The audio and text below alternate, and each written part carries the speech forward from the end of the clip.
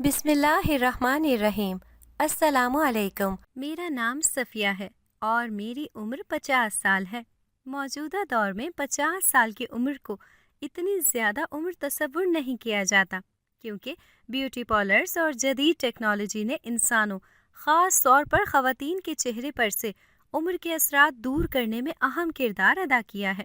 مگر کچھ لوگ ایسے بھی ہیں جو وقت کے بہاؤ میں بہتے چلے جاتے ہیں، جو سادہ زندگی جیتے ہیں اور مصنوعی پن سے پرہیز کرتے ہیں۔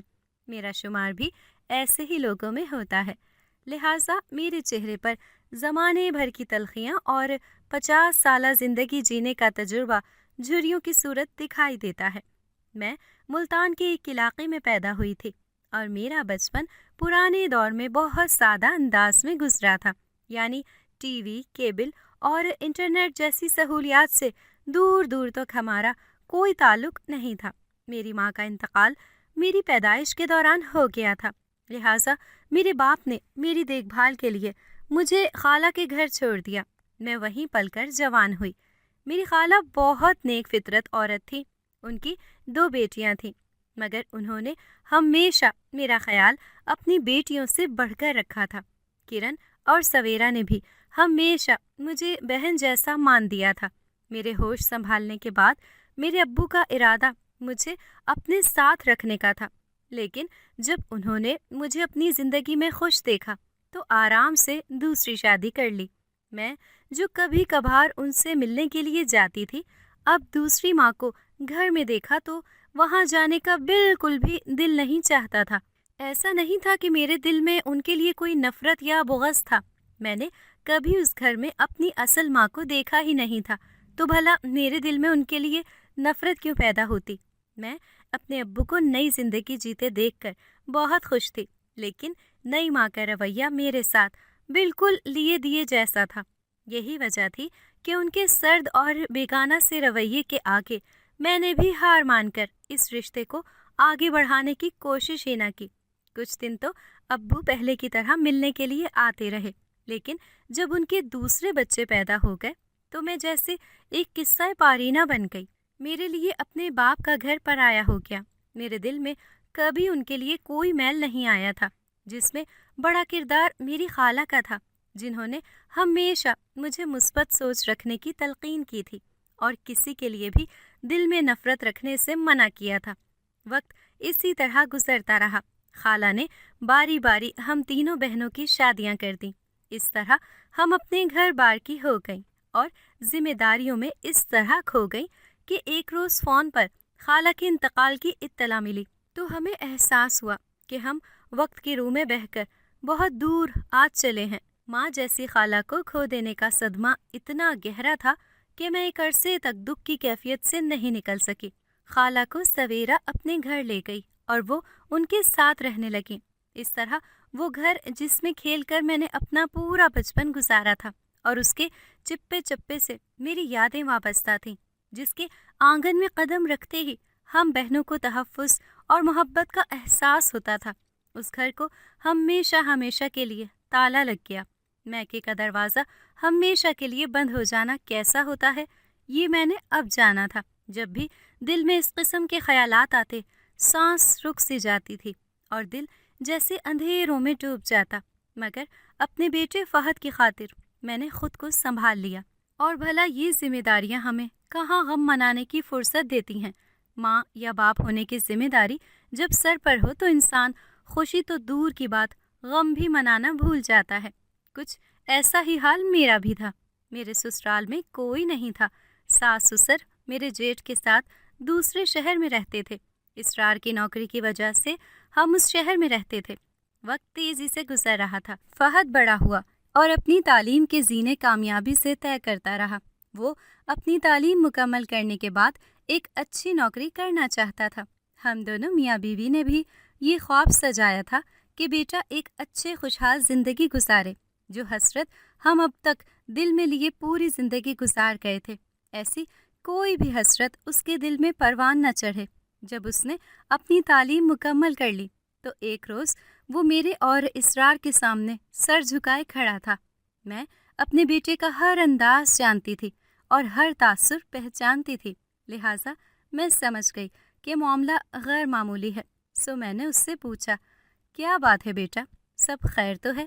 یہ سن کر وہ کچھ دیر خاموش رہا، جیسے دل ہی دل میں الفاظ ترتیب دے رہا ہو۔ میں سخت بے چین تھی کہ نہ جانے وہ ایسی کون سی بات کہنے والا ہے جس کے لیے الفاظ نہیں مل رہے۔ جب وہ بولا تو مجھے ایسا لگا جیسے کسی نے مجھے ایک بلند عمارت سے نیچے دھکیل دیا ہو، یا جیسے ایک درخت کو صدیوں لگا کر پروان چڑھایا ہو اور پھر 1 منٹ میں اسے اکھاڑ کر پھینک دینے کی بات کی جا رہی ہو۔ میرا دل غم اور غصے سے بے چین ہو گیا۔ امی اور ابو، میں نے نوکری حاصل کرنے کے لیے ہر کوشش کر لی ہے، رشوت اور سفارش کی آپ مجھے اجازت نہیں دیتے، اس لیے میں یہ ملک چھوڑ کر جا رہا ہوں۔ باہر جا کر نوکری کروں گا، اچھے پیسے کماؤں گا اور آپ دونوں کو بھی جلد ہی وہاں بلانے کی کوشش کروں گا۔ مجھے امید ہے کہ آپ دونوں میرے فیصلے کو تسلیم کریں گے اور مجھے دعائیں دے کر رخصت کریں گے۔ مجھے فہد سے ہرگز ایسی امید نہیں تھی۔ اس سے پہلے کہ میں کچھ بولتی، اسرار بول پڑے، کیا یہ تمہارا آخری فیصلہ ہے؟ ان کے چہرے کا بھی رنگ ایک دم سے اڑ گیا تھا، مگر انہوں نے اپنے حوصلوں کو بلند ہی رکھا تھا، جبکہ میں فوراً رونے لگی۔ امی پلیز چپ ہو جائیں، آپ کو روتا دیکھ کر میرے دل کو کچھ ہو رہا ہے، میں رک نہیں سکتا۔ امی پلیز میری بات سمجھیے، میں تمام کارروائی مکمل کر چکا ہوں، مجھے امید ہے کہ جلد ہی ویزا لگ جائے گا۔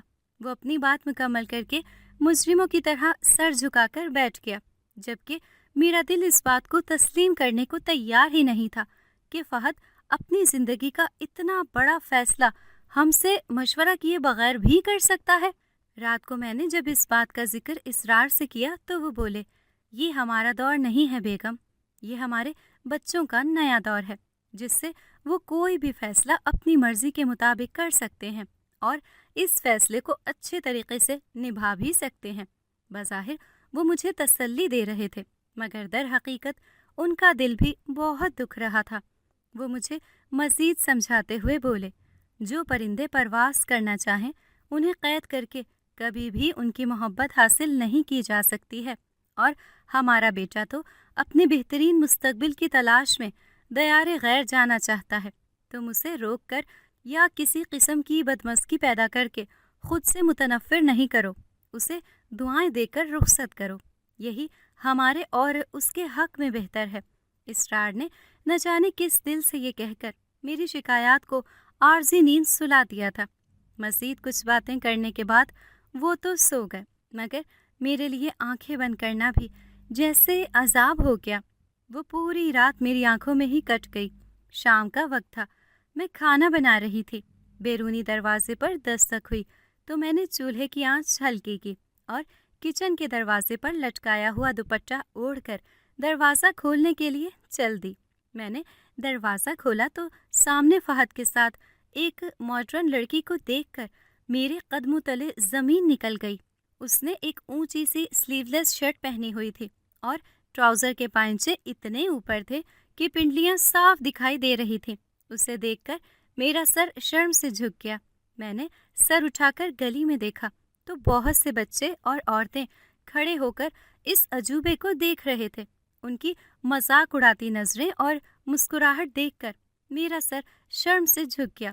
جو فہد کے ساتھ بڑے مزے سے کھڑی تھی، صدیاں لگیں ہمیں جس عزت کو بنانے کے لیے وہ پل میں ملیاں میٹ ہو رہی تھی۔ میرا جی چاہا زمین پھٹ جائے اور میں اس میں سما جاؤں۔ ہائے، کیا میں یہی دیکھنے کے لیے زندہ رہ رہی تھی؟ میں نے دونوں ہاتھ سینے پر مارے اور دھڑام سے گر گئی۔ کیا ہو گیا ہے صفیہ؟ سوتے سوتے کیوں مجھے مارنے لگی ہو؟ آخر میں نے تمہارا کیا بگاڑ دیا؟ اسرار گھبرا کر اٹھے اور اپنا چشمہ ڈھونڈتے ہوئے آنکھیں ملنے لگے۔ میں اٹھ کر بیٹھ گئی اور ارد گرد دیکھ کر بولی، شکر ہے خواب ہی دیکھ رہی تھی۔ میں نے اطمینان کا سانس لیتے ہوئے کہا تو اسرار اپنا سر پکڑ کر بولے، اف، تمہارے خواب نے مجھے ہلا کر رکھ دیا۔ خواب ہی ایسا تھا۔ میں نے دیکھا کہ فہد ایک گوری سے شادی کر کے اسے ہمارے گھر لے آیا۔ یہ سن کر اسرار اپنا سر پکڑ کر بیٹھ گئے اور بولے، تم نے تو فہد کے باہر ملک جانے کو زیادہ ہی دل پر لے لیا ہے۔ خدا کے لیے اب سکون سے سو جاؤ اور مجھے بھی سونے دو۔ وہ کروٹ بدل کر لیٹ گئے تو میں بھی سونے کی کوشش کرنے لگی۔ اس خواب نے میرے دل و دماغ پر بہت گہرا اثر ڈالا تھا، جس کے حصار سے میں کوشش کے باوجود بھی نہیں نکل رہی تھی۔ اگلے دن شام تک میرا سر چکراتا رہا اور مجھے بالکل سمجھ میں نہیں آ رہا تھا کہ کیا کروں۔ آخر کار میں نے اپنی بہن کو فون کیا اور اسے پوری بات بتا دی۔ اسے پوری بات بتا کر میں خود کو بہت ہلکا پھلکا محسوس کر رہی تھی، کیونکہ مجھے معلوم تھا کہ اس کے پاس کوئی نہ کوئی ایسا حل ضرور ہوگا جس سے مجھے فائدہ پہنچے گا۔ میں نے اسے فوراً فون کیا اور فہد کی ضد سے لے کر اپنے خواب تک کا پورا قصہ سنا دیا۔ کرن نے میری پوری بات سن کر لمبا سا ہنکارا بھرا اور پھر بولی، خواب تو تمہیں بالکل ٹھیک آیا ہے بہن، یوں سمجھ لو چھٹی حص نے پہلے ہی تمہیں آنے والے حالات سے آگاہ کر دیا ہے۔ ہائے اللہ، ایسے تو نہ ڈراؤ کرن، میں نہ سہ پاؤں گی یہ تکلیف۔ میرا تو بی پی ہی لو ہوتا جا رہا ہے۔ جلدی سے مجھے کوئی حل بتا دو، ایسا نہ ہو کہ مجھے کچھ ہو جائے۔ میرا دل ہول گیا تو وہ فوراً بولی، اللہ نہ کرے کہ تمہارے بی پی کو کچھ ہو، زبان سے اچھی بات نکالنی چاہیے۔ سیانے کہتے ہیں کہ منہ اچھا نہ ہو تو کم از کم بات اچھی کر لینی چاہیے۔ کرن نے ناراض ہو کر کہا، کیونکہ اس زمانے میں چھوٹی بیماریوں کو بھی بہت بڑا سمجھا جاتا تھا۔ وہ رازداری بھرے انداز میں مزید بولی، اب جو کہہ رہی ہوں غور سے سنو۔ آج کل کے بچوں کا تو پتہ ہی ہے تمہیں کہ ضد کے کتنے پکے ہوتے ہیں۔ ایک بات کا پیچھا پکڑ لیں تو اتنی جلدی پیچھے نہیں ہٹتے۔ میں تو کہتی ہوں کہ اپنے فہد کا رشتہ کر دو، شادی کے بعد چلا جائے گا تو سوال ہی پیدا نہیں ہوتا کہ پھر جلد واپس آنے کی نہ سوچے۔ جاتا ہے تو جانے دو، مگر پہلے شادی کر دو تاکہ اس کا دل گھر میں ہی پڑا رہے۔ یہ بات سن کر تو میرے چہرے پر خوشی دوڑ گئی۔ ہائے کرن، کتنی اچھی ہے تو، کتنا اچھا مشورہ دیا ہے مجھے۔ میری بہن اب یہ بھی بتا دے کہ اتنی جلدی میں کہاں سے رشتہ لے کر آؤں؟ میں نے اپنی پریشانی ظاہر کی تو وہ تھوڑا ناراض ہو کر بولی، تھوڑی اپنی عقل کا استعمال کر لو، اپنی بھانجی شازیہ کو بھول گئی ہو کیا؟ سویرا ویسے بھی اس کے رشتے کے لیے آج کل بڑی پریشان ہے۔ تم ایسا کرو کہ اپنے فہد کا رشتہ ڈال دو۔ میں سوچ میں پڑ گئی اور بولی، ٹھیک ہے، میں ذرا سوچ لوں اور فہد کے ابا سے مشورہ کر لوں، پھر ہی تمہیں کچھ بتاتی ہوں فائنل بات۔ میں نے یہ کہہ کر فون بند کر دیا اور اسی کے بارے میں سوچتی رہی۔ شازیہ فہد کی ہم عمر تھی، مگر میں نے اسے کبھی بہو کی نظر سے نہیں دیکھا تھا۔ وہ مجھے بھانجی ہونے کی حیثیت سے بہت عزیز تھی، لیکن فہد کی دلہن کے لیے میرے ذہن میں جو خاکہ بنا ہوا تھا وہ شازیہ سے بہت مختلف تھا۔ مگر کرن نے یہ بھی بتایا تھا کہ سویرا اس کے رشتے کے لیے بہت پریشان ہے۔ دراصل میں بہن کا بوجھ بانٹنا بھی چاہ رہی تھی اور دل ہی دل میں یہ بھی سوچ رہی تھی کہ یہ تھوڑا بے جوڑ رشتہ ہو جائے گا، کیونکہ شازیہ کا قد فہد سے تھوڑا سا لمبا تھا، مگر دونوں ہی پیارے بچے تھے۔ میں نے اس بارے میں اصرار سے بات کی تو انہوں نے سارا معاملہ ہی میرے سر ڈال دیا کہ جیسے بہتر لگے کرو۔ فہد کو جب یہ بات پتہ چلی تو وہ تھوڑا ناراض ہوا، مگر میں نے بھی یہ شرط رکھ دی کہ اگر وہ شادی کے لیے راضی ہوگا تو ہی بیرون ملک جا سکتا ہے، ورنہ اسے جانے کے لیے میری لاش پر سے گزرنا پڑے گا۔ میری جذباتی بلیک میلنگ میں آ کر آخر کار فہد نے ہاں کر دی اور میں مٹھائی کے ٹوکرے اور تحائف لے کر بہن کے گھر سوالی بن کر چلی گئی۔ سویرا کی خوشی کا اندازہ اس کے چہرے سے لگایا جا سکتا تھا۔ وہ شاید پہلے سے ہی امید لگا کر بیٹھی تھی اور اب امید پوری ہوئی تو اس کے چہرے پر بے پناہ خوشی ظاہر ہو رہی تھی۔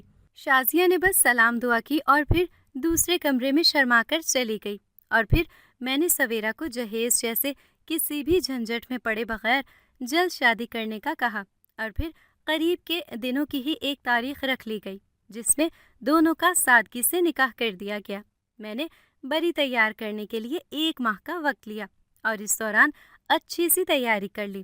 اس طرح سادگی سے شازیہ فہد کی دلہن بن کر ہمارے گھر میں آ گئی۔ میں بہت خوش تھی اور نئی دلہن کے خوب ناز نخرے اٹھا رہی تھی۔ شازیہ ضرورت سے زیادہ خاموش رہتی تھی، کسی بھی بات پر اس کا چہرہ زیادہ تر بے تاثر ہی رہتا۔ شروع دنوں میں یہی سمجھی کہ نئی نویلی دلہن شرمانے کی وجہ سے خاموش رہتی ہے، مگر جلد ہی مجھے اندازہ ہو گیا کہ یہ شرم نہیں بلکہ اس کی فطرت ہے۔ سویرا کا گھر دوسرے شہر میں ہونے کی وجہ سے ہمارا آنا جانا بہت کم تھا اور سب اپنی زندگی کے جھمیلوں میں اس بری طرح مگن تھے کہ کبھی زیادہ میل جول رکھا بھی نہیں تھا۔ اس لیے میں شادی سے پہلے شازیہ کے بارے میں کچھ بھی نہیں جانتی تھی اور اس عادات و اطوار سے مکمل طور پر ناواقف تھی۔ میں نے تو سوچا تھا کہ گھر میں بہو آ جائے گی تو خوب رونق ہو جائے گی اور شروع دن سے میرے دل میں جو بیٹی کی کمی کا احساس تھا وہ شازیہ کے آنے سے ختم ہو جائے گا۔ مگر شازیہ تو بہت ہی خوشگوار مزاج کی لڑکی تھی، خدمت گزار بھی تھی اور ہر کام اپنے وقت پر بھی کرتی تھی، لیکن اس کی خاموشی مجھے ایک آنکھ نہ بھائی تھی۔ ارد گرد رہنے والے لوگ ہم دونوں کو دیکھ کر ہماری مثال دیتے کہ امن ہو تو صفیہ کے گھر جیسا، جہاں لڑائی جھگڑا تو دور کی بات، اونچی آواز سے بھی بولنے کی آواز نہیں آتی۔ میں بظاہر تو مسکرا دیتی، مگر یہ بات میرا دل ہی جانتا تھا کہ لڑائی جھگڑا نہ سہی مگر نوک جھوک اور ہنسی مذاق سے زندگی کتنی خوبصورت ہو جاتی ہے۔ اس بات کا اندازہ مجھے اب ہوا تھا کیونکہ میں نے بہو کے ساتھ رہنے کے جو خواب دیکھے تھے وہ سب چکنا چور ہو گئے تھے۔ خیر، میں نے جلدی خود کو سنبھال لیا اور شازیہ کی عادات و اطوار سے سمجھوتا کر لیا۔ ایک دن فہد میرے پاس آیا اور بولا، امی مجھے بیرون ملک جانے کے لیے کچھ مزید رقم کی ضرورت ہے۔ اس کے اس مطالبے پر میں حیران رہ گئی اور بولی، بیٹا ابھی تمہاری شادی پر ہی تو اتنا خرچہ کیا ہے ہم نے، جو بھی جمع پونجی تھی سب ختم ہو گئی۔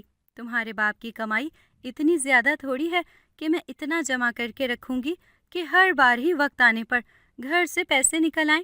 میں نے فہد کو ڈانٹا اور رات کو اس کے بابا آئے تو صاف صاف کہہ دیا کہ باہر جانے کا خناس فہد نے اپنے دل و دماغ سے نہیں نکالا تو بہت برا ہوگا۔ اسرار کے سامنے ہی میری اور فہد کی تلخ کلامی ہو گئی تو انہوں نے دونوں کو سمجھا بجھا کر چپ کرا دیا۔ میرا موڈ سخت خراب تھا۔ ابھی یہ پریشانی ختم نہیں ہوئی تھی کہ اگلے دن کرن کا فون آیا اور وہ بولی، امی کے گھر کی گلی میں جو گلناز رہتی تھی اس کا میرے پاس فون آیا تھا۔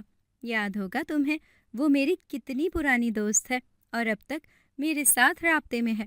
وہ بتا رہی تھی کہ وہ اس گلی میں کچھ غیر ملکی لوگ آئے ہیں جو سب کو ہمارے پرانے گھر کے بارے میں یہ بتا رہے ہیں کہ وہ گھر انہوں نے خرید لیا ہے اور جلد ہی وہ تالا کھول کر وہاں رہائش اختیار کر لیں گے۔ یہ سن کر مجھے بہت غصہ آیا اور میں بولی، ہمیں جلد ہی کوئی کارروائی کرنی پڑے گی۔ کیسی کارروائی بھلا؟ مکان کے کاغذات تو ہمارے پاس ہیں ہی نہیں، اور امی بتاتی تھی کہ ان کے گھر کے کاغذات کہیں گم ہو گئے تھے جس کے بعد دوبارہ بنوائے ہی نہیں۔ کرن کی بات سن کر مجھے یاد آیا کہ واقعی گھر کے کاغذات ہمارے پاس موجود نہیں ہیں۔ فون بند ہونے کے بعد میں بھی پریشان ہو گئی اور دل ہی دل میں اس مسئلے کا حل تلاش کر رہی تھی کہ سویرا کا میرے پاس فون آ گیا۔ وہ بولی، صفیہ تم تو جانتی ہو کہ میرے لیے اپنا گھر چھوڑنا کتنا مشکل ہے جب سے تمہارے بھائی کو فالج ہوا ہے۔ میں تو یوں سمجھ لو سب کاموں سے ہی گئی۔ کرن کا یہ مسئلہ ہے کہ وہ سسرال والوں کے ساتھ رہتی ہے اور شفٹنگ نہیں کر سکتی۔ تم ایسا کرو کہ اپنے کرائے کے گھر کو چھوڑ کر امی کے گھر جا کر رہنے لگ جاؤ۔ ابو زندہ ہوتے تو وہی وہاں رہ لیتے، مگر اب ہم تینوں کو ہی اس گھر کو دوبارہ آباد کرنا چاہیے تاکہ کوئی بھی بد نظر اور بدنیت انسان اس گھر پر نظر نہ ڈال سکے۔ یہ سن کر میں سوچ میں پڑ گئی اور سوچنے کے لیے مہلت لے کر فون بند کر دیا۔ جب میں نے اسرار سے اس بارے میں بات کی تو وہ بھی سوچ میں پڑ گئے، کیونکہ گزرتے وقت کے ساتھ گھر کا کرایہ بھی بڑھ چکا تھا اور اس بڑھاپے میں مہنگائی کے طوفان سے لڑنا ان کے لیے مشکل ہو گیا تھا۔ لہٰذا وہ کچھ پس و پیش کے بعد مان گئے اور اس طرح ہم اپنے اس گھر میں واپس جانے کی تیاریاں کرنے لگے جہاں پر آ کر میں جوان ہوئی تھی۔ میں دل ہی دل میں بہت خوش تھی۔ ایسا لگ رہا تھا جیسے گزرا ہوا وقت پھر سے لوٹ کر واپس آ رہا ہو۔ اس وقت میں اپنی خوشی میں گم آنے والی بھیانک حالات و واقعات سے بہت بے خبر تھی۔ شازیہ مٹی کا مادو بنی سارے کام کر رہی تھی۔ اس کے چہرے سے کسی قسم کی کوئی بھی خوشی ظاہر نہیں ہو رہی تھی، حالانکہ وہ گھر اس کی نانی کا تھا۔ آخر کار ایک ہفتے بعد ہی ہم گاڑی میں سامان رکھے تپتی دھوپ میں خالہ کے گھر پر لگا موٹا بھاری اور زنگالو تالا کھولنے کی کوشش کر رہے تھے۔ کافی دیر کی تگ و دو کے بعد آخر کار وہ کھل ہی گیا اور ہم جیسے ہی اندر داخل ہوئے ہمارا استقبال مٹی سے اٹے ہوئے گھر نے کیا تھا۔ اگلے 2 گھنٹے میں وہاں صفائی ستھرائی کرنے میں لگ گئے۔ ہم چاروں نے مل کر گھر کو خاصا صاف کر دیا تھا، مگر صفائی کرنے کے باوجود گھر کی ویرانی ذرا برابر بھی کم نہ ہوئی تھی۔ مجھے شدت سے خالہ اور خالو کی یاد آ رہی تھی۔ کچھ دیر بعد میں سونے کے لیے اٹھ کھڑی ہوئی اور شازیہ نے کچن سیٹ کرنا شروع کر دیا۔ 1 ہفتہ ہمیں گھر کی سیٹنگ میں لگ گیا تھا اور جب ہم فارغ ہوئے تو میں نے سکون کا سانس لیا کہ زندگی اب اپنی روٹین پر آ جائے گی۔ اسی دن شام کو فہد مٹھائی کا بڑا سا ڈبہ لے کر گھر میں داخل ہوا اور بولا، مبارک ہو شازیہ اور امی، میرا ویزا لگ گیا ہے۔ ایک دوست سے کچھ پیسے ادھار لے کر میں نے سارے انتظامات مکمل کر لیے ہیں اور میں کل ہی صبح کی فلائٹ سے جا رہا ہوں۔ یہ سن کر میں تھوڑی اداس ہوئی، مگر میں نے دل سے بیٹے کی کامیابی کے لیے دعا کی۔ ساتھ ہی میں نے ایک بات نوٹ کی کہ فہد کے جانے کا سن کر شازیہ کے چہرے پر مسکراہٹ پھیل گئی تھی، جیسے اس سے اس کی خوشی چھپائے نہ چھپ رہی ہو۔ اس نے جھٹ پٹ ہی فہد کا سارا سامان پیک کر دیا تھا۔ فہد بہت خوش تھا اور اس کی آنکھوں میں کچھ کرنے کا جذبہ صاف دکھائی دے رہا تھا۔ ہم سب اسے ایئرپورٹ چھوڑنے کے لیے گئے اور اپنی نم آنکھوں کے ساتھ رخصت کر دیا۔ شوہر سے جدائی کے موقع پر بھی شازیہ کی آنکھ میں ایک آنسو بھی نہ تھا۔ خیر، میں نے ایک بار دیکھ کر اس کو نظر انداز کر دیا۔ ویسے بھی اس کی خاموشی کی وجہ تھی کہ اب اس پر میری توجہ نہیں جاتی تھی۔ میں گھر واپس آئی تو گھر میں مجھے بہت خالی پن محسوس ہو رہا تھا، اس کے باوجود کہ فہد پورا دن گھر میں نہیں رہتا تھا، مگر مجھے ایسا لگ رہا تھا جیسے فہد کے جانے سے گھر میں ایک ویرانی سی پھیل گئی ہے۔ میرا دل بہت اداس تھا اور میں خود کو بہلانے کے لیے ادھر ادھر کی باتیں سوچنے لگی۔ شام کے وقت دروازے پر دستک ہوئی اور میں نے اٹھ کر دروازہ کھولا تو سامنے کرن کو دیکھ کر میری خوشی کی انتہا نہ رہی۔ میں نے اس کو اندر بلایا اور پھر ہم دونوں بہنیں باتیں کرنا شروع ہوئیں تو کھانے کے وقت ہی شازیہ کی آواز پر چونکے، جو ہمیں کھانا لگنے کا کہہ رہی تھی۔ میں نے گھڑی پر نظر ڈالی تو واقعی کافی وقت گزر چکا تھا۔ ہم دونوں اٹھ کر کھانا کھانے کے لیے چل دیں۔ کرن نے ٹیبل پر مزیدار کھانوں پر ایک نظر ڈالی اور بولی، واہ بھائی واہ، ہماری بھانجی تو بڑی کمال کی کک ہے، کیا زبردست کھانا بنایا ہے، کہ ہم نے دل کھول کر تعریف کی اور پھر ہم دونوں نے کھانا کھایا۔ شازیہ بھی ہمارے پاس ہی بیٹھ کر کھانا کھا رہی تھی۔ کرن نے کھانے کے بعد مختلف ڈشز پر ایک نظر ڈالی اور بولی، شازیہ، میٹھے میں تم نے کچھ نہیں بنایا، نمکین ڈشز کی بھرمار کر دی۔ چلو کوئی بات نہیں، تم ایسا کرو کہ فریزر میں مٹھائی رکھی ہے، وہ لے آؤ، بلکہ تم کھانا کھاؤ، میں کھانا کھا چکی ہوں، اس لیے میں خود ہی لے آتی ہوں۔ میں یہ کہہ کر خود ہی اٹھ کر فریج تک آئی اور جب میں نے فریج کھول کر 5 کلو کی مٹھائی کا ڈبہ نکالا تو وہ ڈبہ اتنا ہلکا پھلکا تھا کہ 5 کلو مٹھائی کا تو مجھے کوئی وزن ہی محسوس نہیں ہو رہا تھا۔ میں نے حیران ہو کر ڈبہ کھول کر دیکھا تو وہ ڈبہ پورا خالی تھا۔ مجھے حیرت کا شدید جھٹکا لگا، کیونکہ ایک دن میں 5 کلو مٹھائی کھا لینا ہم 4 لوگوں کے بس کی بات نہیں تھی، جبکہ اسرار شوگر کی وجہ سے مٹھائی کو دیکھنا بھی پسند نہیں کرتے تھے۔ میں ابھی وہیں حیران سی کھڑی مٹھائی کے خالی ڈبے کو دیکھ رہی تھی کہ پیچھے سے شازیہ آئی اور ہنس کر بولی، مجھے لگتا ہے کہ آپ اس خالی ڈبے کو دیکھ کر حیران ہو رہی ہیں، اصل میں ساری مٹھائی فہد پیک کروا کر لے گئے ہیں۔ ایک لمحے کے لیے میں نے ضرور سوچا تھا کہ بھلا فہد کو راستے میں لے جانے کے لیے مٹھائی کی کیا ضرورت پیش آ گئی، مگر میں نے کچھ کہنا مناسب نہیں سمجھا اور چپ چاپ وہاں سے باہر نکل گئی۔ کچھ ہی دیر بعد یہ بات میرے ذہن سے مکمل طور پر نکل چکی تھی، مگر اس روز سے غیر معمولی واقعات نے ہمارے گھر کا پیچھا ہی پکڑ لیا تھا۔ کرن 2 دن رہ کر اپنے گھر واپس چلی گئی تھی اور میری زندگی بھی اپنی روٹین پر واپس آ گئی تھی۔ اس روز شازیہ کو بخار تھا اور میں کھانا بنا رہی تھی کہ مجھے ایسا محسوس ہوا کہ کوئی شازیہ شازیہ پکار رہا ہے۔ آواز مردانہ تھی اور کہیں دور سے آتی سنائی دے رہی تھی۔ میں نے گھبرا کر ادھر ادھر دیکھا اور جب کچن سے باہر جھانکا تو وہاں مجھے کوئی نہیں دکھائی دیا۔ ساتھ ہی وہ آواز آنا بھی بند ہو گئی تھی۔ میں نے اس بات کو اپنا وہم خیال کرتے ہوئے اپنے کام پر دھیان دیا، اور جیسے ہی میں سوپ کا پیالہ لے کر شازیہ کے کمرے میں جانے لگی تو دستک دینے کے لیے اٹھا میرا ہاتھ ہوا میں ہی معلق ہو گیا، کیونکہ شازیہ کسی سے باتیں کر رہی تھی۔ وہ ایک ایسی زبان بول رہی تھی جس کے بارے میں مجھے کوئی علم نہ تھا، اور تمام الفاظ واضح طور پر سننے کے باوجود میں ان کا مطلب نہیں سمجھ پا رہی تھی۔ میں یہ سمجھی کہ بخار کا اثر شاید اس کے دماغ پر بھی ہو گیا ہے، اسی لیے وہ اس طرح کی حرکتیں کر رہی ہے۔ میں بنا دستک ہی جلدی سے کمرے کا دروازہ کھول کر اندر داخل ہوئی تو شازیہ اپنے لمبے لمبے بال پھیلائے بیٹھی ہوئی تھی۔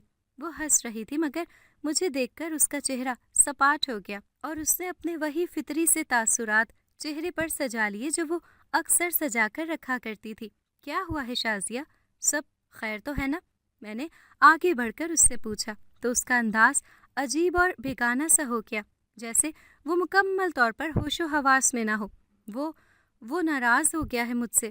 یہ کہہ کر شازیہ زار و قطار رونے لگی۔ شازیہ تم ہوش میں تو ہو؟ فہد سے تمہاری بات ہوئی ہے کیا؟ وہ بھلا تم سے کیوں ناراض ہوگا؟ میرا بیٹا ایسا نہیں ہے۔ میں نے اپنے تئیں اسے سمجھانا چاہا، مگر وہ تو جیسے کچھ سننے یا سمجھنے کی حد سے باہر ہو چکی تھی۔ اس نے دونوں ہاتھوں میں اپنے بال نوچ کر لیے اور بری طرح کھینچنے لگی۔ میرے دل کو کچھ ہو رہا تھا۔ شازیہ، یہ تم کیا کر رہی ہو؟ میری برداشت ختم ہو چکی تھی اور میں نے اسے تھپڑ دے مارا۔ تھپڑ لگتے ہی وہ بے ہوش ہو گئی اور بے جان سی ہو کر پیچھے کی طرف گر گئی۔ اسے بے ہوش دیکھ کر میرے تو ہاتھ پاؤں ہی پھول گئے اور میں اسرار کو فون کرنے کے لیے بھاگ گئی۔ اسرار نے جلد ہی گھر آنے کا کہا اور فون بند کر دیا، جبکہ میں پریشان سی ادھر ادھر ٹہلنے لگی۔ مجھے فہد پر شدید غصہ آ رہا تھا، جو شازیہ سے اتنا برا ناراض ہوا تھا کہ اس کی حالت خراب ہو گئی تھی۔ میں نے اسی وقت فہد کو فون ملایا تو اس نے فون اٹھایا ہی نہیں۔ میرا غصہ اور بے چینی بڑھتی جا رہی تھی۔ میں نے دوبارہ کال ملائی تو فہد نے نیند میں ڈوبی ہوئی آواز کے ساتھ فون اٹھایا اور کہا، کیا ہوا امی؟ خیر تو ہے؟ یہاں پر اتنی گہری رات ہو رہی ہے، آپ نے اس وقت فون کیوں کیا؟ میں غصے میں بولی، اپنے سوال جواب بعد میں کر لینا، پہلے میری بات سنو۔ تم شازیہ سے کس وجہ سے ناراض ہوئے ہو؟ اس کی طبیعت بہت زیادہ خراب ہو گئی ہے۔ تم دونوں کے درمیان جو بھی غلط فہمی ہے اسے جلد از جلد دور کر لو، ورنہ شازیہ کی بگڑتی حالت کے ذمہ دار تم ہوگے۔ اور یاد رکھو کہ تم اگر میرے بیٹے ہو تو وہ میری بھانجی ہے، جس کے ساتھ میں کوئی ناانصافی نہیں ہونے دوں گی۔ میری بات سن کر وہ حیران ہو کر بولا، امی آپ یہ کیا کہہ رہی ہیں؟ مجھے کچھ سمجھ نہیں آ رہا۔ شازیہ سے آخر میری کب لڑائی ہوئی ہے؟ آپ کے سامنے ہی تو میں اس سے مل کر آیا تھا۔ ہم دونوں کے درمیان کوئی غلط فہمی نہیں ہے۔ شازیہ کی طبیعت ٹھیک نہیں ہے کیا؟ ہاں، اس کی طبیعت خراب ہے، میں اسے دوا دے دیتی ہوں۔ مجھے غلط فہمی ہوئی ہے، تم اس کی طرف سے بے فکر رہنا، میں اس کا پورا خیال رکھوں گی۔ اچھا، تم اب سو جاؤ، خدا حافظ۔ یہ کہہ کر میں نے فون بند کر دیا۔ میرا سر درد سے پھٹا جا رہا تھا۔ کچھ ایسا تھا جو میری نگاہوں سے اوجھل تھا۔ میں یہ بات شدت سے محسوس کر رہی تھی۔ اس وقت اسرار گھر میں داخل ہوئے۔ انہوں نے اپنے ہاتھ میں پکڑی گاڑی کی چابی ٹیبل پر رکھی اور تیزی سے میری طرف آ کر پوچھا، شازیہ کی طبیعت اب کیسی ہے؟ مجھے نہیں معلوم، کیونکہ میں دوبارہ اس کے کمرے میں نہیں گئی۔ اوہ، تمہیں وہاں جا کر اسے دیکھنا چاہیے تھا، اسرار نے ناراضگی سے کہا تو میں بولی، سچ تو یہ ہے کہ مجھے وہاں جاتے ہوئے ڈر لگ رہا ہے۔ اس کی حالت بہت عجیب تھی، جسے میں لفظوں میں بیان نہیں کر سکتی۔ مجھے تو جنات کا سایہ لگتا ہے۔ بس کر دو صفیہ، بچوں جیسی باتیں نہ کرو اور میرے ساتھ شازیہ کے کمرے میں چلو۔ میں چپ چاپ ان کے ساتھ چل کر شازیہ کے کمرے تک آئی اور دستک دے کر جب ہم نے اندر قدم رکھا تو شازیہ ڈریسنگ کے سامنے کھڑی اپنے بال بنا رہی تھی۔ اس نے حیران ہو کر ہم دونوں کو دیکھا اور پھر بولی، کیا ہوا ہے امی ابو؟ آپ کو کوئی کام تھا تو مجھے بلا لیا ہوتا۔ شازیہ نے حیران ہو کر پوچھا۔ اسرار اور میں نے حیران ہو کر ایک دوسرے کو دیکھا۔ تمہاری طبیعت کیسی ہے اب؟ ہم تو تمہیں دیکھنے کے لیے آئے ہیں۔ صفیہ نے مجھے بتایا تھا کہ تمہاری طبیعت ٹھیک نہیں ہے، اس لیے میں آفس سے گھر آیا ہوں۔ اگر تم اچھا محسوس نہیں کر رہی ہو بیٹا، تو چلو میں تمہیں ہاسپٹل لے جاتا ہوں، اسرار نے شفقت بھرے انداز میں کہا۔ تو شازیہ ہنس پڑی اور بولی، مجھے کیا ہوا ہے امی، آپ کو ضرور کوئی غلط فہمی ہوئی ہے۔ ہاں شاید ایسا ہی ہے، میں نے کہا اور اسرار کا ہاتھ پکڑ کر میں وہاں سے نکل گئی۔ ہم دونوں ہی حیرت کے سمندر میں غوطہ زن تھے اور اب اسرار بھی میری بات سے اتفاق کر رہے تھے۔ معاملہ نازک ہے، ہمیں کسی عامل سے مل کر اس بارے میں بات کرنی چاہیے۔ اسرار نے مجھے یہ کہہ کر تسلی دی کہ وہ جلد ہی اپنے کسی جاننے والے سے ایک اچھے عامل کے بارے میں معلوم کریں گے۔ فہد کے جانے کا غم بھول کر میں تو شازیہ کی وجہ سے بہت زیادہ پریشان ہو چکی تھی۔ بہت دل چاہا کہ سویرا سے بات کروں اور اسے اس کی بیٹی کی حالت سے باخبر کروں، لیکن پھر میں نے اسے پریشان کرنا مناسب نہیں سمجھا۔ لیکن میں نے کرن کو پوری بات بتا دی تھی، وہ بھی بہت حیران اور پریشان رہ گئی تھی۔ اس دن کے بعد جیسے عجیب و غریب واقعات نے گھر میں جڑ ہی پکڑ لی تھی۔ وہ ایک جمعے کا دن تھا۔ میں کچن میں کھانا بنا کر جیسے ہی فارغ ہوئی، کچھ دیر آرام کرنے کے لیے اپنے کمرے میں چلی گئی، کیونکہ میری ٹانگوں میں بہت درد ہو رہا تھا۔ جسم میں وہ پہلے والی ہمت اور طاقت ہی نہیں تھی، لہٰذا کچھ دن کام کرنے کے بعد ہی میں شدید تھکن محسوس کرنے لگی تھی۔ ابھی مجھے کچھ ہی دیر گزری تھی کہ مجھے اپنے دل میں شدید گھٹن اور گھبراہٹ محسوس ہوئی۔ میں پانی پینے کے لیے اپنے بستر سے اٹھ کھڑی ہوئی اور پھر باہر چلی آئی۔ میں نے شازیہ کو آواز اس لیے نہیں دی کہ میرا خیال تھا شازیہ معمول کے مطابق اپنے سارے کام نمٹا کر اپنے کمرے میں گئی ہوئی ہے اور مجھے اسے ڈسٹرب نہیں کرنا چاہیے۔ یہ وقت اس کے آرام کا ہوتا تھا۔ جیسے ہی میں کولر تک پہنچی، میری نظر سامنے دیوار پر پڑی، جہاں کی اونچائی کافی بلند تھی۔ میرے ہاتھ سے گلاس ٹوٹ کر دور جا گرا تھا۔ شازیہ دیوار کی بلندی پر کھڑی ہو کر خون خوار نظروں سے نیچے دیکھ رہی تھی۔ اس کے بال بکھرے ہوئے تھے اور آنکھیں سرخ تھیں، جن سے ایسا محسوس ہو رہا تھا اب ان سے خون ٹپک پڑے گا۔ میں بے اختیار چلائی، شازیہ، شازیہ، نیچے اتر آؤ شازیہ، یہ تم کیا کر رہی ہو؟ تم اتنی اوپر کیسے چڑھی ہو؟ تمہیں کچھ ہو جائے گا شازیہ۔ میری ٹانگوں سے جان نکل گئی تھی۔ میں نیچے بیٹھ کر زار و قطار روتے ہوئے شازیہ سے فریاد کر رہی تھی، چھوڑوں گا نہیں، ختم کر دوں گا۔ شازیہ کے منہ سے مردانہ آواز میں یہ الفاظ نکل رہے تھے، کون ہو تم اور کسے ختم کرنے کی بات کرتے ہو؟ میری بہو کا پیچھا چھوڑ دو خدا کے لیے۔ مجھے کچھ سمجھ نہ آیا تھا۔ میں ہاتھ جوڑ کر اس نادیدہ مخلوق سے معافی مانگنے لگی جو اس وقت شازیہ کے جسم پر حاوی تھا اور اب نہ جانے کون سے انتقام کی بات کر رہی تھی۔ ہم اسے چھوڑ کر کہیں نہیں جائے گا، اپنی زندگی ہے یہ، ہم تم سب کو ختم کر دے گا۔ شازیہ ایسی مردانہ آواز میں پھر سے چیخ کر بولی تو مجھے تو ایسا محسوس ہو رہا تھا آج میری زندگی کا آخری دن ہے اور سچ میں جو بھی بلا تھی مجھے ختم کر کے ہی دم لے گی۔ میں دل ہی دل میں کلمہ پڑھنے لگی، جتنی دعائیں مجھے یاد تھیں پڑھ کر شازیہ کے اوپر پھونکنے لگی۔ مجھے اچھی طرح احساس ہو گیا تھا کہ یہ بلا منت و سماجت کرنے سے ہرگز بھی ٹلنے والی نہیں تھی۔ میرے دم کرنے پر شازیہ نے میری طرف خون خوار نظروں سے دیکھ کر چلانا شروع کر دیا اور ساتھ ہی اس کی زبان سے میرے لیے نازیبا الفاظ نکل رہے تھے۔ جب میں نے چوتھی بار اس کے اوپر دم کیا تو وہ جن اس کے اوپر سے فرار ہو گیا اور شازیہ لہرا کر زمین پر آ گری۔ اب شازیہ صحن میں بے جان سی پڑی ہوئی تھی۔ میں دوڑ کر اس کے پاس گئی اور اسے ہلانے لگی۔ وہ بے ہوش ہو چکی تھی۔ میرا دل اسے دیکھ کر بیٹھا جا رہا تھا۔ میں نے اس کا سر اٹھا کر ہاتھ میں لیا تو میرا پورا ہاتھ خون میں بھر گیا۔ اس کے سر پر گہری چوٹ لگی تھی جس سے خون بہہ رہا تھا۔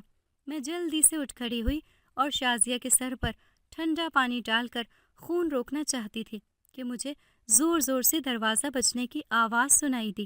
باہر سے دروازے کو بری طرح سے پیٹا جا رہا تھا۔ میں نے جا کر دروازہ کھولا تو باہر محلے والے کھڑے تھے۔ کیا بات ہے بہن، تمہارے گھر سے بہت چیخو پکار کی آواز آ رہی ہے، سب خیر تو ہے نا؟ کوئی لڑائی ہو گئی ہے کیا؟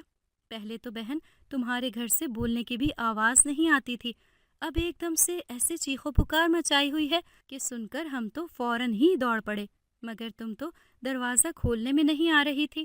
لوگوں کی ملی جلی آوازیں تھیں۔ میں نے ایک ہاتھ سے اپنا شدید دکھتا ہوا سر پکڑا ہوا تھا اور میں ہکلاتے ہوئے بولی، میری بہو گر گئی ہے، اسے چوٹ لگ گئی ہے، خدا کے لیے میری مدد کرو، اس کے سر سے خون بہہ رہا ہے، آؤ آ کر دیکھو۔ میں نے انہیں اندر آنے کا راستہ دیا تو کچھ لوگ میرے ساتھ گھر کے اندر داخل ہوئے اور ان کی مدد سے شازیہ کو ہسپتال لے جایا گیا۔ بعد میں جب کچھ حواس بحال ہوئے تو میں نے اسرار کو بھی فون کر کے ہسپتال بلا لیا۔ ہم دونوں میاں بیوی اس کے لیے بہت پریشان تھے۔ شازیہ کو ڈسچارج ہو کر گھر لے جایا گیا تو اگلے دن کرن بھی آ گئی۔ اس کے آنے سے مجھے خاصا حوصلہ ہوا تھا۔ کرن کے سر پر گہری چوٹ ہونے کی وجہ سے اب تک وہ غنودگی اور بے ہوشی کی حالت میں تھی۔ ڈاکٹر نے باقاعدگی سے اس کا معائنہ کروانے اور انجیکشن دینے کا کہا تھا، جس پر ہم باقاعدگی سے عمل کر رہے تھے۔ میں نے کرن کو اپنے پاس ہی روک لیا تھا۔ ہم دونوں شازیہ کو اکیلا نہیں چھوڑتے تھے۔ میرے یا کرن میں سے ایک نہ ایک اس کے ساتھ ہوتا تھا۔ فہد کو اب تک میں ٹال رہی تھی۔ وہ جب بھی فون کرتا تھا تو بار بار شازیہ سے بات کرنے کی خواہش ظاہر کرتا تھا۔ اسرار نے کہا کہ اب معاملہ زیادہ بڑھ چکا ہے، ہمیں فہد کو ساری بات بتا دینی چاہیے تاکہ کل کو اس کو علم تو ہو کہ کم از کم شازیہ پر جنات کے سائے کے ساتھ اسے اس بات پر بھی دکھ نہ ہو کہ ہم نے اسے اندھیرے میں رکھا اور کچھ نہیں بتایا۔ کرن اور میں فہد کو پوری بات بتانے کا سوچ ہی رہے تھے کہ دروازے پر دستک ہوئی اور میں نے جب دروازہ کھولا تو وہاں پر ایک پختہ عمر کا شخص کھڑا دکھائی دیا جو بہت جانا پہچانا لگ رہا تھا، اور اس کے باوجود کہ وہ شاید میرا کوئی رشتہ دار بھی نہ تھا، اس سے مجھے بہت اپنائیت محسوس ہوئی۔ آپ کون ہیں اور آپ کو کس سے ملنا ہے؟ میں نے پوچھا تو وہ بولا، میں اس علاقے میں نیا آیا ہوں اور مجھے کسی نے بتایا تھا کہ یہاں صفیہ نام کی ایک عورت رہتی ہے جس کے باپ کا نام منظور تھا۔ اس کی زبان سے اپنا نام سن کر میں حیران ہو گئی اور بولی، ہاں میں ہی وہ عورت ہوں، میرا نام صفیہ ہے اور میں منظور کی بیٹی ہوں۔ میرا اتنا کہنا تھا کہ وہ شخص مجھ سے لپٹ گیا۔ آپا جان، میں آپ کا چھوٹا بھائی یاسر ہوں، 2 سال سے تمہیں ڈھونڈتا پھر رہا ہوں مگر تمہارا تو کہیں نام و نشان ہی نہیں ملا۔ کئی بار اس جگہ بھی آ چکا ہوں مگر ہر بار ہی یہاں پر ایک موٹا سا تالا لگا دکھائی دیا۔ میں تو یہ سمجھا تھا کہ شاید یہ تمہارا گھر ہی نہیں ہے، مگر آج ایک آخری امید کے تحت میں پھر بھی یہاں چلا آیا۔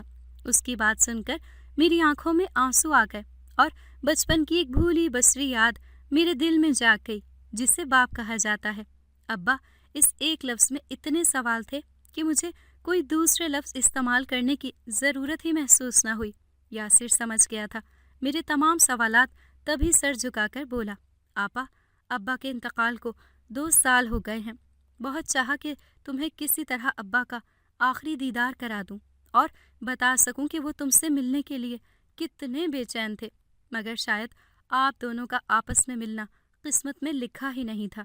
میں دکھی سی اسے اپنے گھر کے اندر لے آئی اور بولی، ہم کتنا سارا وقت اپنوں سے دور رہ کر گزار دیتے ہیں کہ شاید اسی طرح ہم اپنے وقت کو قیمتی بنا کر زندگی میں کچھ ترقی کر سکیں، مگر سچ تو یہ ہے کہ انسان کوئی ترقی نہیں کرتا بلکہ اندر ہی اندر اس کی ذات کو دیمک لگ جاتا ہے اور آہستہ آہستہ انسان ختم ہوتا ہی چلا جاتا ہے۔ جب احساس ہوتا ہے کہ ہم نے تو اپنوں کے ساتھ بتانے والے لمحے یوں ہی ضائع کر دیے تو سوائے دکھ کے پاس کچھ نہیں رہتا۔ میں نے ٹھنڈا سانس لے کر کہا تو کرن کے ساتھ یاسر کی بھی آنکھیں نم ہو گئیں۔ شازیہ دوا لے کر سو چکی تھی۔ کرن، میں، یاسر اور اسرار رات گئے تک بیٹھ کر باتیں کرتے رہے۔ ہماری گزری زندگی کے اتنے زیادہ قصے تھے کہ بات ختم ہونے کا نام ہی نہیں لے رہی تھی اور رات گزرنے کا احساس ہی نہیں ہو رہا تھا۔ باتوں ہی باتوں میں یاسر نے مجھ سے پوچھا، باجی، مجھے تمہارے گھر سے کچھ جنات کی مہک محسوس ہو رہی ہے، مجھے کوئی اچھے آثار دکھائی نہیں دے رہے، تم کہو تو میں کچھ ایکشن لوں؟ میں نے یہ سنا تو فوراً بولی، کیا تم اس معاملے میں ہماری مدد کر سکتے ہو؟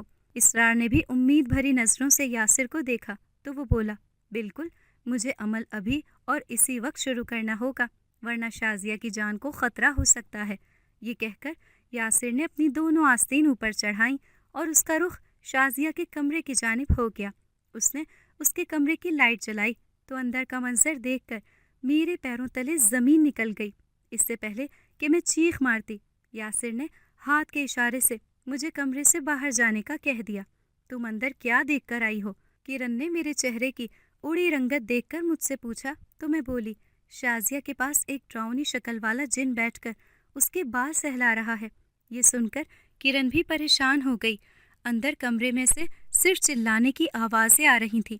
یاسر نے پڑھائی شروع کی تو وہ جن جو دراصل شازیہ کا عاشق تھا اب شازیہ کے اندر آ گیا تھا، اور اب شازیہ مردانہ آواز میں چلا رہی تھی، ہم اسے لے کر جائے گا، ہم شازیہ کو لے کر جائے گا، شازیہ ہماری ہے، شازیہ اپنا جگر ہے، ہم اسے نہیں چھوڑے گا، ہم تمہیں جان سے مار دے گا۔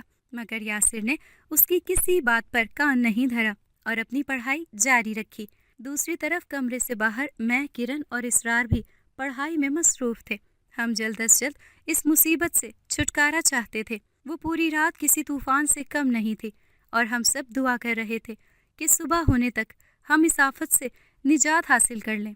رات کا آخری پہر تھا اور یاسر اب تک شازیہ کے کمرے سے باہر نہیں نکلا تھا۔ میرا تو دل ہی بیٹھا جا رہا تھا۔ رات کا اندھیرا ختم ہوا اور صبح کی روشنی پھیلنے لگی تو یاسر شازیہ کے کمرے سے باہر نکلا۔ میں اور کرن جو باہر ہی کرسی پر بیٹھی ہوئی تھی، ہم فوراً اٹھ کر بے قراری سے پوچھنے لگیں، شازیہ کیسی ہے؟ شازیہ ٹھیک ہے، اس کی حالت پہلے سے بہتر ہے، آپ لوگ اندر جا کر اسے دیکھ سکتی ہو۔ ہم دونوں ڈرتے ڈرتے کمرے میں داخل ہوئیں تو یہ دیکھ کر حیران رہ گئیں۔ یاسر نے شازیہ کو رسیوں میں جکڑا ہوا تھا، اس مضبوطی سے باندھا گیا تھا کہ وہ ہلنے جلنے سے بھی قاصر تھی۔ یاسر ہمارے پیچھے کمرے میں آیا اور بولا، آپ لوگ پریشان نہ ہوں، یہ شازیہ کو نہیں بلکہ دراصل اس کے عشق کو باندھا گیا ہے۔ جب تک وہ سچی توبہ نہ کر لے اور دوبارہ یہاں رخ نہ کرنے کا وعدہ نہ کر لے، وہ اسی طرح جکڑا رہے گا۔ مزے کی بات یہ ہے کہ یہ سزا اسے میری طرف سے نہیں بلکہ ان کے قبیلے کے سردار کی طرف سے دی گئی ہے، جو ایک نیک دل سردار ہے، اور اسے پسند نہیں ہے کہ کوئی بھی جن انسانوں کی دنیا میں جا کر تباہی مچائے یا کسی بھی انسان کی زندگی میں مداخلت کرے۔ یہ معاملہ اتنا سیدھا نہیں تھا جتنی جلدی حل ہو رہا ہے۔ ہمیں خدا کا شکر ادا کرنا چاہیے کہ یہ معاملہ ایک ہی رات میں حل ہو گیا۔ یاسر نے پوری تفصیل بتائی، مگر یہ سب جاننے کے باوجود شازیہ کو اس حالت میں نہیں دیکھ سکتی تھی، لہٰذا میں کمرے سے باہر نکل گئی۔ وہ دن ہمارے لیے بہت اذیت ناک تھا، ایک ایک لمحہ سال کی طرح گزر رہا تھا۔ ہمیں کھانے پینے کی بالکل بھی فکر نہیں تھی۔ اسرار نے ہمیں باہر سے کھانا لا کر دیا، مگر میرے اور کرن کے حلق سے ایک لقمہ بھی نہیں اترا۔ ایسا ہی حال اسرار اور یاسر کا تھا۔ شام کے وقت ایک عجیب سی بو پورے گھر میں پھیل گئی تو یاسر نے شازیہ کے کمرے میں جا کر اس کو رسیوں سے آزاد کر دیا۔ 1 گھنٹے بعد اسے ہوش آ گیا۔ بہت دن بعد اس نے مسکرا کر میری طرف دیکھا تھا۔ اسے دیکھ کر اندازہ ہو رہا تھا جیسے وہ کسی بھاری بوجھ سے آزاد ہو گئی ہو۔